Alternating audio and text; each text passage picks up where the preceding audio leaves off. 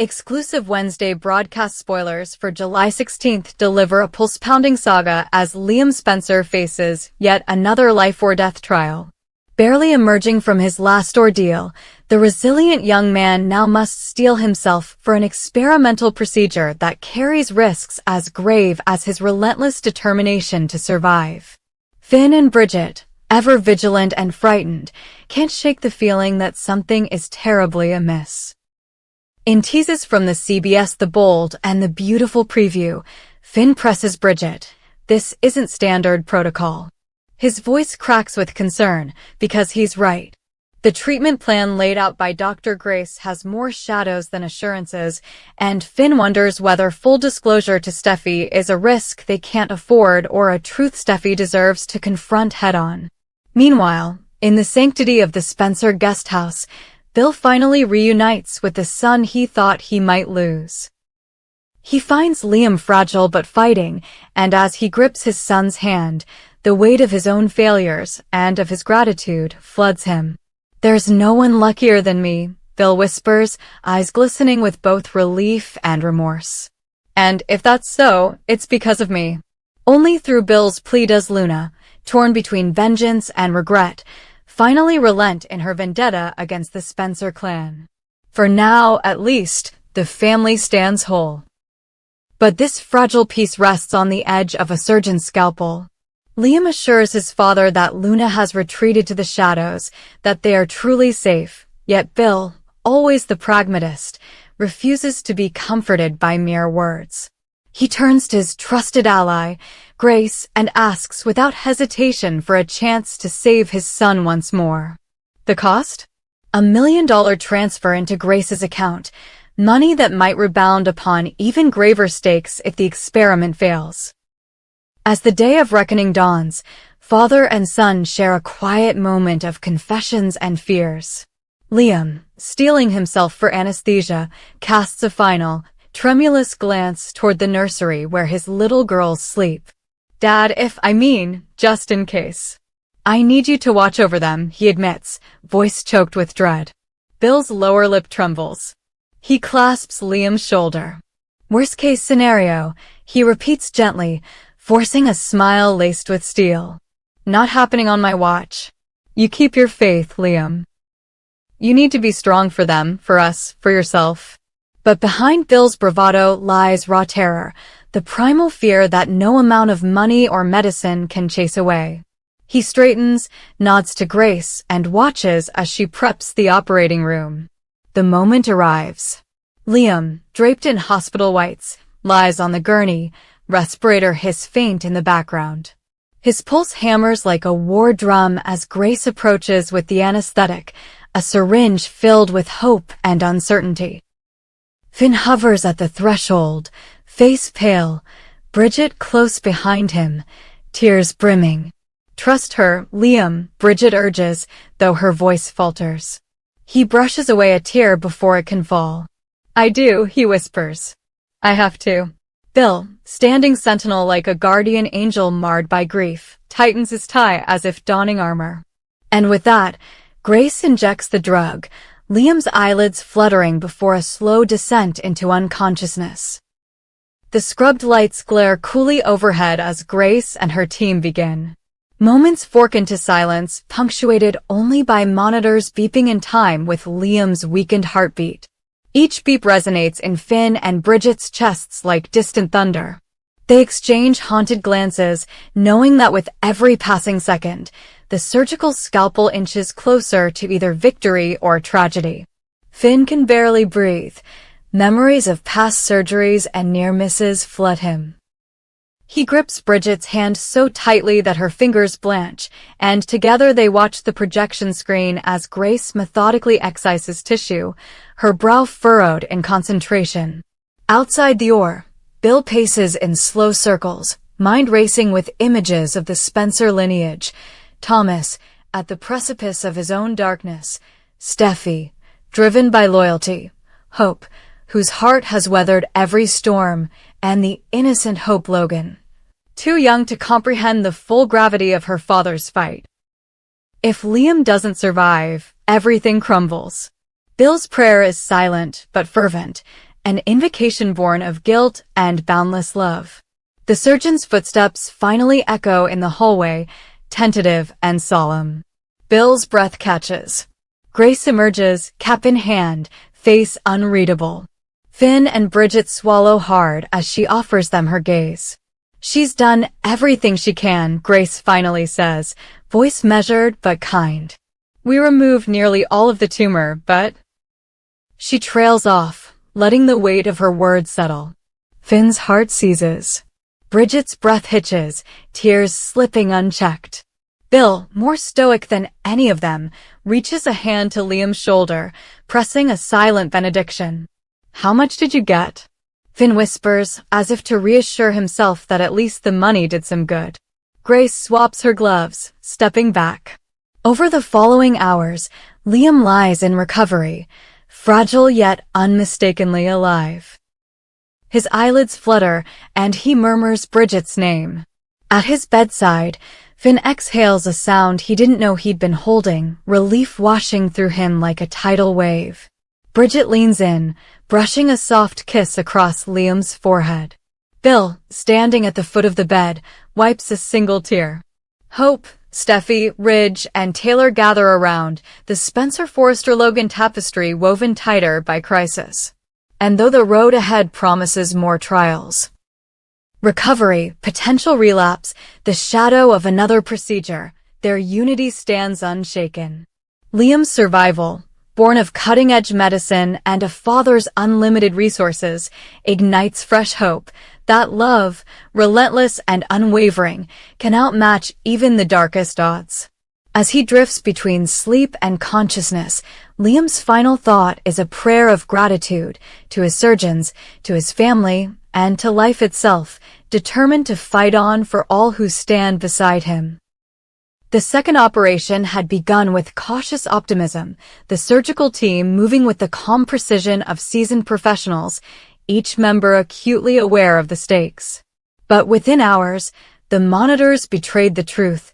Liam's heart, already fragile from the first procedure, could not endure the strain. As the steady rhythm gave way to chaotic beeps, Bill Spencer burst through the glass doors of the intensive care unit, his blood pounding in his ears, only to find Finn cradling his son's lifeless body beneath the harsh glare of fluorescent lights. In that shattering moment, Bill's world imploded. The son he had fought so desperately to save lay still in the surgeon's arms, and the hushed murmurs of nurses became an unbearable echo of defeat. Turning to the stunned faces around him, Bill's grief telescoped into righteous fury. He lifted Liam's cold hand, pressing it to his chest as though he could still feel the faint flutter of life. This ends now, he vowed in a voice as cold and implacable as steel. There would be no more whispered consolations or polite condolences, only the unflinching pursuit of those responsible for this unforgivable outcome. Within 24 hours, Bill had mobilized an elite independent forensic team renowned for uncovering medical malpractice and regulatory fraud. Their first discovery was explosive. According to Liam's medical records, Dr. Grace Buckingham had not only misread critical diagnostic scans, but had proceeded to administer an unapproved experimental therapy without the full consent of regulatory bodies or even Liam himself. The treatment protocol she had touted as groundbreaking, yet dangerously untested, was never sanctioned by the hospital's Institutional Review Board, nor had it received clearance from the Department of Health's Clinical Trials Division. Even more damning was evidence suggesting that the hospital's own board of directors, under pressure from Forrester Creations' influential leadership, had quietly waived standard oversight protocols to fast-track this so-called miracle cure. As Bill studied the damning documents, his grief hardened into a weapon. He channeled every ounce of his resources into a legal and public relations juggernaut, determined to expose the executioner in a white coat who had murdered his son. Bill's multi-pronged campaign began with a blistering press conference held steps from the hospital's main entrance, flanked by spokespeople from the independent forensic team and representatives of Liam's grieving family. Reporters from every major network and tabloid scrumpled around microphones as Bill, pale yet unbowed, recounted the forensic report's findings in excruciating detail. The unauthorized dosage of an experimental drug, the forged signatures on trial consent forms, and the board's clandestine decision to bypass safety protocols. My son's death was not an act of God, it was a preventable tragedy orchestrated by greed and negligence, Bill declared, voice echoing off the marble columns. Cameras flashed as he held up the irrefutable proof, stamped documents, email correspondences, and internal memos implicating both Grace and the hospital's highest echelons. He vowed to pursue every legal avenue, from criminal negligence charges against Dr. Buckingham to civil suits targeting the hospital board and the state pharmaceutical regulators who had failed in their duty to protect patients. Simultaneously, Bill unleashed a targeted media blitz designed to shape public opinion and bring relentless scrutiny to those he held accountable. He retained a leading crisis management firm to craft a narrative that would run across print, digital, and broadcast channels, one that emphasized Liam's battle, Grace's dangerous gamble, and the hospital board's complicity. Bill's team leaked internal hospital videos showing tense meetings where concerns about Liam's readiness for surgery were raised, minutes later scrubbed from official records. They released audio recordings of Ridge Forrester insisting that Finn proceed as soon as possible, despite recorded objections from nursing staff warning that Liam's vitals were too unstable. In social media campaigns under hashtags like #JusticeForLiam and #ExposeTheWhitecoats, the public was urged to demand resignations, regulatory audits, and criminal investigations. Petitions amassed thousands of signatures within hours, and billboards near the Los Angeles Medical District flashed the photograph of Liam's smiling face, urging passers-by to stand with Spencer. Demand the truth. Bill's wrath did not spare Forrester Creations. Leveraging his long-standing business connections, he orchestrated a parallel legal assault aimed squarely at Ridge and the company's board. Confidential testimony from nurses and lab technicians, secured under non-disclosure agreements, and internal emails revealed that Ridge, fearful that any delay would undermine Forrester's reputation for innovation, had quietly coerced Finn into performing the surgery before all the necessary safety benchmarks were met. Bill's lawyers prepared a sweeping lawsuit alleging corporate conspiracy, medical coercion, and negligence, seeking punitive damages that could bankrupt Forrester Creations. In a calculated move to erode public confidence, Bill's team arranged for exclusive interviews with former Forrester insiders who described a corporate culture where profit margins were prioritized over patient safety. They treated Liam like a product launch date, one whistleblower disclosed, voice trembling with outrage. The story exploded across entertainment news outlets and mainstream media alike, casting a shadow not only over Forrester's couture empire, but also over the broader LA medical establishment. As the legal battles commenced, Bill methodically expanded his crusade to include regulatory authorities.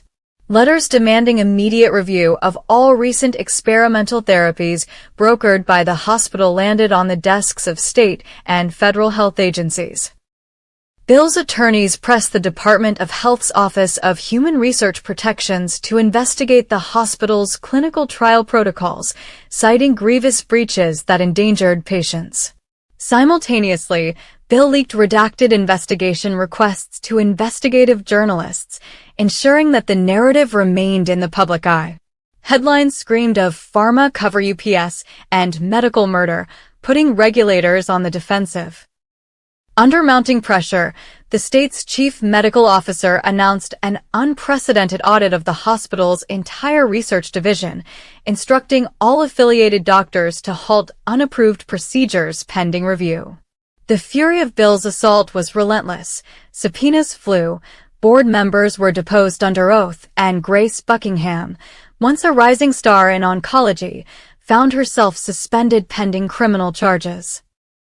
Her name, once whispered with hope, now echoed in the halls of justice as a cautionary tale of unethical ambition.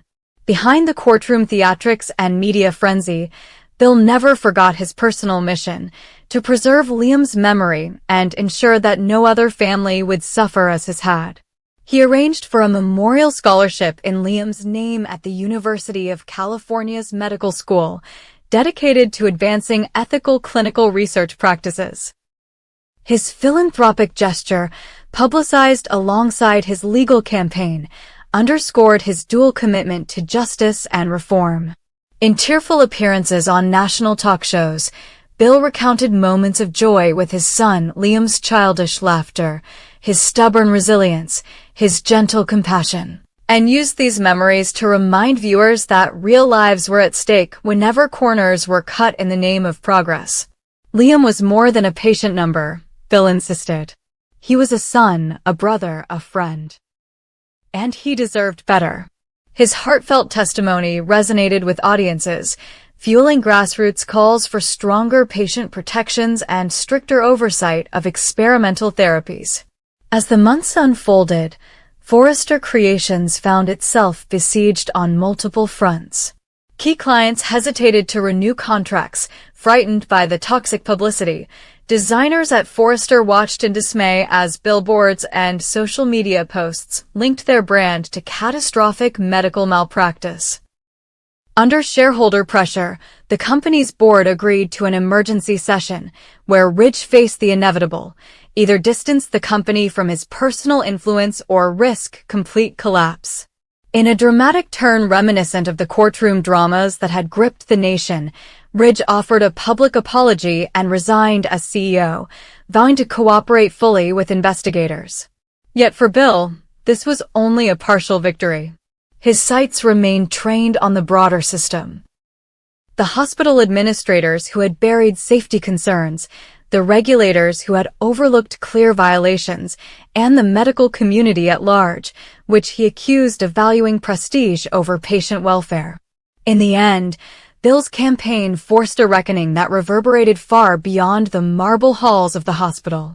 New legislation was introduced in Sacramento to tighten approval processes for experimental therapies and to establish independent oversight councils staffed by patient advocates.